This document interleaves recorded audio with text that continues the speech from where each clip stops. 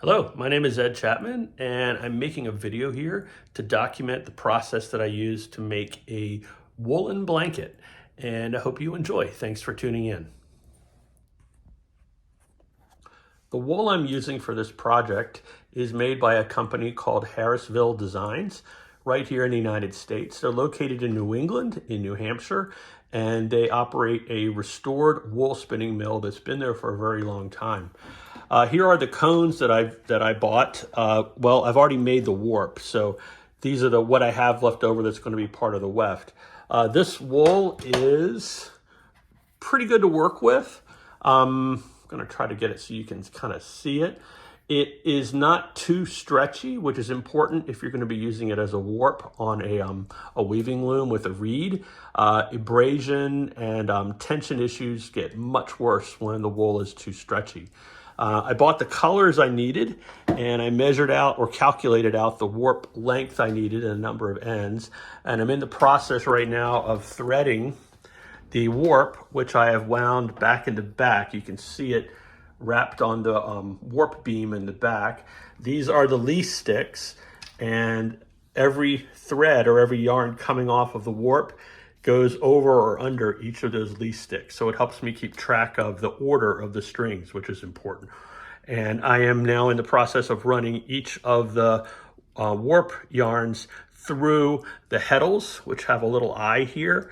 And according to the pattern that you've selected, each of these warp yarns has to be in the right sequence, in exactly the right place, with no crossing overs or tangles in the process. I hope to start weaving on this project in the next couple days, and I will be adding to my video log of this process. Thanks for watching. Once all the yarns have been threaded through the heddles, which are these white colored strings here attached to the harnesses, I then have to thread each yarn through one of the openings in this comb-like part of the loom here called the reed. Now the reed is attached to the beater, which you may have seen when people are weaving. It's what goes back and forth and what packs the horizontal strings against the vertical strings, or what packs the weft against the warp. So what I have to do now is I have to go through and pull each one of these yarns, one from each heddle, through the correct opening in the reed or through the correct dent. And because I have to also make sure that my pattern is correct, I use this opportunity to go back and check and make sure I've threaded all the heddles properly. So I know my pattern is harness 3, then harness 4, then harness 1, and then harness 2. So as I'm doing this threading or slaying process, I'm looking to make sure I'm putting the correct heddle in the correct order. So it goes 3, 4, 1, 2, then I've got 6, 5, and then 1, 2. For this particular pattern, I'm threading in groups of 4. Which is a nice convenient number to work with because each repeat is a total of 16 threads. So that is 4 different sets for each repeat of the pattern. So it makes it a little easier for me to keep up with where I am in the pattern.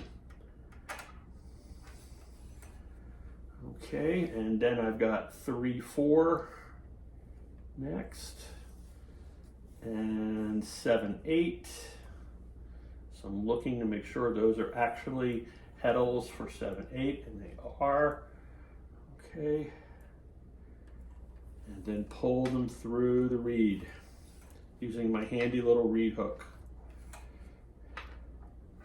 Almost halfway done. I've been working on this for about an hour and a half. As with a lot of the parts or components of weaving, each step has to be done carefully and in the correct order. It can be a little tedious, but there is a rhythm to it that I enjoy and a repetitiveness that I enjoy. And of course, I'm aiming towards making a nice woolen blanket when all this is done.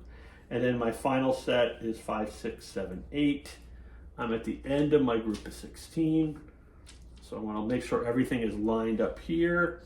And then I'm going to secure these threads by tying lark's head knot, just to make sure it doesn't slip through the reed and come out if I catch it on anything. So there you go. Once I finish doing this, there are 512 yarn ends in this pattern. Once I get to the end, then I will show you how I put tension on the warp to prepare the whole setup here for actually weaving. Before I can start weaving the weft, I have to wind my bobbins, and I have a bobbin winder here to do that. This takes yarn off of the cones, and I've got a manual one, so you just kind of turn this little crank here and wind them on. You have to be careful. You have to keep your tension good on here and not let it fall over the ends, and not overwind it, because remember, this bobbin has to fit into the shuttle. And I have all my supplies ready to go here. I've got a bobbin for each of the different thread yarn colors I need. Of course, my coffee. And I've got my scissors, my measuring tape, my paper tape, which I'm going to be using to measure the length of the work as it gets wrapped around the cloth beam, and of course my scissors. So, ready to go. You can now see that I have the warp lashed onto the loom, and everything has been tightened. I've done a little section to sample how hard I need to beat and how well the warp and the weft are packing together, and also to check and make sure my pattern is correct. I've also worked out how to fit the temple across the work. My temple actually doesn't go all the way to the ends, but I've got it extended to its widest width, but I think it's going to work just fine.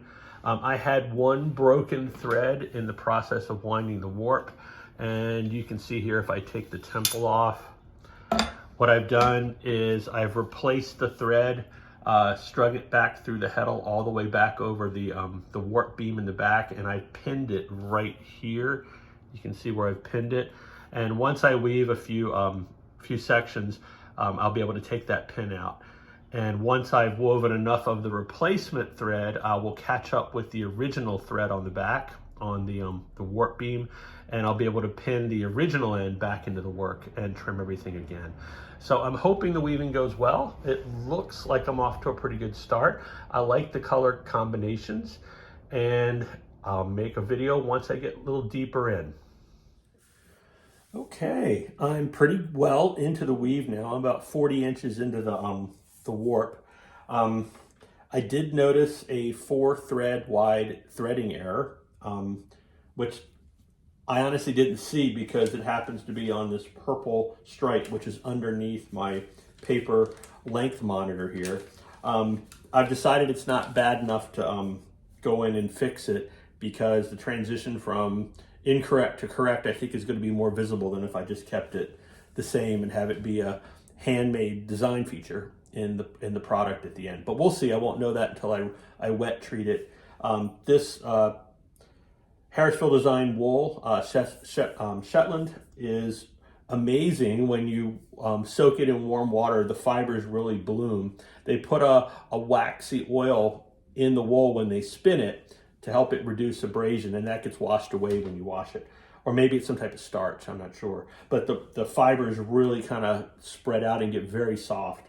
So I'm hoping that's going to hide most of the errors that I have in this one stripe here. Not a big deal. It happens more often than not. I could fix it, but the process of fixing it, I think, would make it stand out more than if I just left it consistent through the whole piece. I am using this paper cash register tape to keep track of my length, so that because remember, this is going to be a blanket. It's going to be in two panels, so I have to make sure each panel is identical stripe for stripe. So I'm keeping track of what I'm doing on the first one here to make sure that's right. As I said before, I am using a temple. I usually use a temple. It really cuts down on wear and tear on your selvage edges. I know lots of people weave without temples, which is great. You can go a little bit faster. I like the little bit of extra security it gives me with keeping my my width consistent. This panel is 33 actual inches wide. It's 30. This loom will go up to 35 inches. I pretty much got it maxed out. If I went any further, I would have to take all the extra heddles off of harnesses, I'm getting away with leaving extras on there with no problem. So I'm going to go ahead and weave for a little bit and let you guys see how this develops. I just finished the green stripe, so I've got to go to the gray stripe. I have it already loaded into my shuttle. So let's get cracking on this one. I ended the last color on this side, so I'm going to start this color on the opposite side. So I throw the first pick in the pattern. I leave about 4 inches dangling off the edge. I set it down into the fell, and then I take the little dangling piece, and I fold it, weave it in a little bit, and then beat it down. It pretty much disappears in the wet treatment, so I think that's a nice way of starting and changing colors. So the next one, and just weave for a little bit here.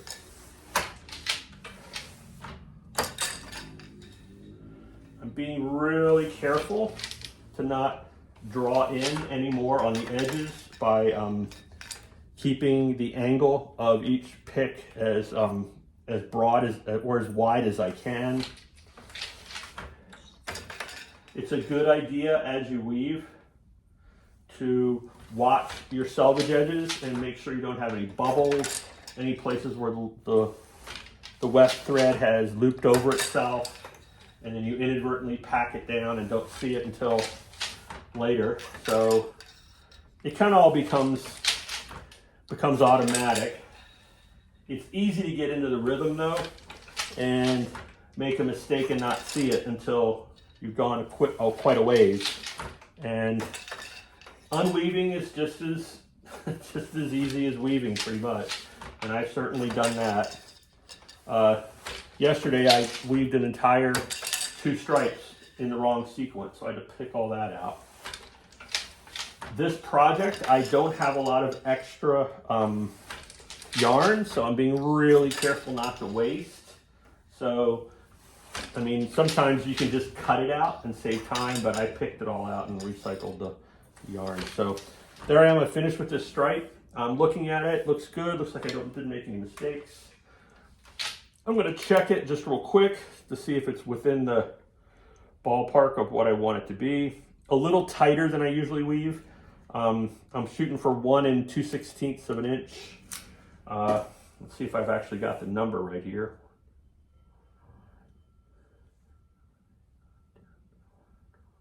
Okay, lost count. 1, 2, 3, 4, 5, 6, 7, 8, 9, 11, 12, 13, 14, 15, 16. Yeah, so I didn't miss anything. I packed it a little tighter. It's weird weaving and talking at the same time. So now I'm gonna go to my next color. I finished up on the same side, so I'm gonna keep the same shed open and then reweave about 1 inch in, or weave about 1 inch in and then beat it in and cut it off and leave a little extra on the top of my work. Okay, take the temple off so you can see. I've got my ends here. Once I get past each one a little bit, I like to trim them off as I go. I very carefully trim close to the work, leaving about 1/8 of an inch to full out when I wet treat it, so it pretty much disappears into the work. Okay, trim off the edges. You're gonna get 2 of those for every color change. All right, so now I'm gonna put the temple back on, and according to the pattern here, my next color should be the purple. So let me get my temple set and tension properly, and got my purple bobbin here, and I'm gonna switch out the gray. Normally I would throw that little bit out, but like I said, I want to try to conserve materials with this project, so I'm going to save it. This wool is being woven at 15 ends per inch, and at that scale, and with this type of wool, places where they overlap slightly with color changes within the work are invisible, so I'm not worried about having lots of extra little ends. So let's go to my next pick and end it on this side. So I'm going to start on this side, do my first one, get it set nicely. I'll reweave the end in at 1 inch, set it, and I left a little tiny bubble on the edge there, so I'm going to pull that in, tighten it. Go to my next one, 2, 3. Okay. sure everything looks good for this next stripe. Okay.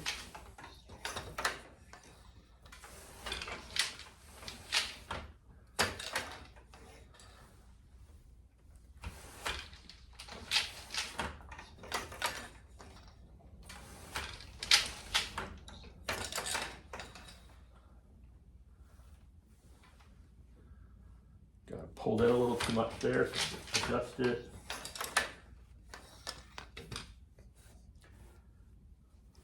With a piece this wide, I'm always inadvertently catching it on other parts of the loom, so you just gotta kind of take your time, enjoy the process, because that's why we do this.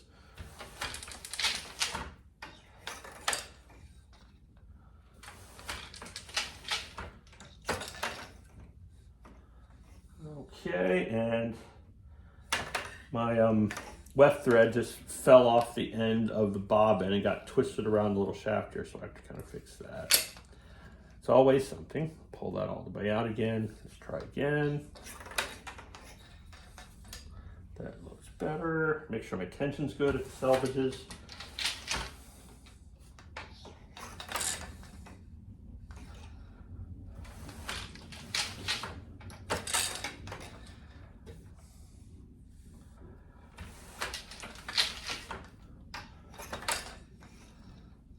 As I weave, the work is the fell line, which is where you're beating in each pick. It's getting closer and closer to the heddles, so I have less room to work with. I'm going to have to advance my work shortly and go to the last color. Oh, excuse me, last pick, and one more. Okay, I'm on the right end. I know I start and end on this side, so it's another little check if you haven't missed anything. Check my pattern, everything looks good. Okay, let's weave it back in a little bit. Make sure I don't leave a bubble, beat it in. Snip it off, leave some extra. Okay, so the next one's in. Okay, everything looks pretty good. Again, just I'm gonna measure, see if we're close. Yeah, that's exactly what I want it to be. So that's good. I need to roll the woven work onto the cloth beam, which is right in front of my knees right now. So I'm going to release my tension. Okay, so the work is now, I would not weave this loose, but the tension of the warp threads has been released. Now I'm going to go back and record onto my paper my little lines where each color is changing. So I have an exact record of this one, not under tension. So I'm going to write in, that's a white stripe, that's a green stripe, I'm sorry, that's a yellow stripe, and that's a green. This is usually where I catch my color change mistakes. This next one is gray, green. All right, looks good there. I'm going to move my pin a little bit up closer to the fell and wind up my paper again. Lots of different ways people do this. This works the best for me. Okay, and gotta unspool this a little bit. And now I'm ready to set my temple again, but there's no tension, so I've got to get the tension back on. So I'm going to advance my work a couple times.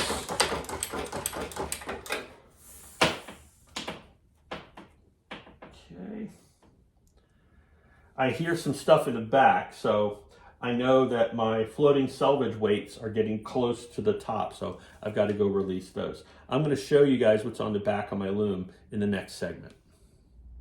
Okay, there's a lot going on back here.